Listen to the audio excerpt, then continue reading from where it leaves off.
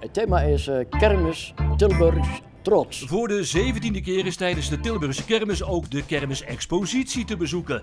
Met dit jaar als thema Tilburgs trots. Het thema dat wordt in beeld gebracht middels modellen, maar ook met bijna 800 foto's. Met op één van die foto's Tilburgs trots, alias de dikke dame. Kom dat zien. Dit is de mevrouw Vermeulen uit Tilburg en die ging op de kermis als de dikke dame.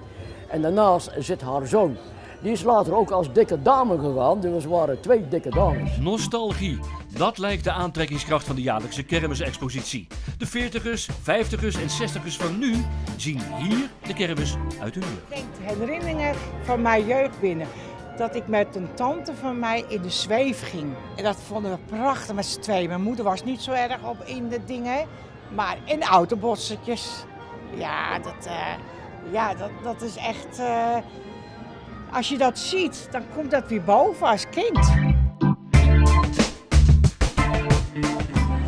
Dit is Wim en die komt al minimaal 15 jaar bij ons, denk ik. Hè? De 15e keer altijd al. Wim uit Waalwijk bouwt al heel lang kermisminiaturen. Ik ben al een jaar 40, 45 bezig. Ik ben nu 70. En ik zit nu op 18 modellen.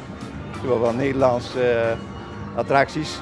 Nederlandse stijl, er staan Engelsen die nu achter mij staan. Topstuk van de 17e kermisexpositie is een reuzenrad. Ik vind dit een pronkstuk van de tentoonstelling. Het hoog gaat hij. Het reuzenrad van Stefan van Vught uit Oosterhout, die hem gebouwd heeft. Bijna 2,5 meter hoog. Over de bouw is 4 jaar gedaan en nog is de attractie niet helemaal klaar. Dat is een model van een echt bestaand reuzenrad. Een model dat 5 jaar geleden hier is, zijn première heeft gehad in Tilburg. En dat staat nu in Italië. En het is precies nagebouwd, ook met de pakwagens erbij en alles. Dus echt interessant en mooi om te zien. Ja. En wat ze dus buiten op de kermis niet hebben, hebben ze wel binnen in de spiegeltent een reuzenrad. Juist, en dat vinden de Tilburgers leuk. Hè? De kermisexpositie Tilburgs Trots is dagelijks te bezoeken in de spiegeltent op het Koningsplein in Tilburg. En de toegang is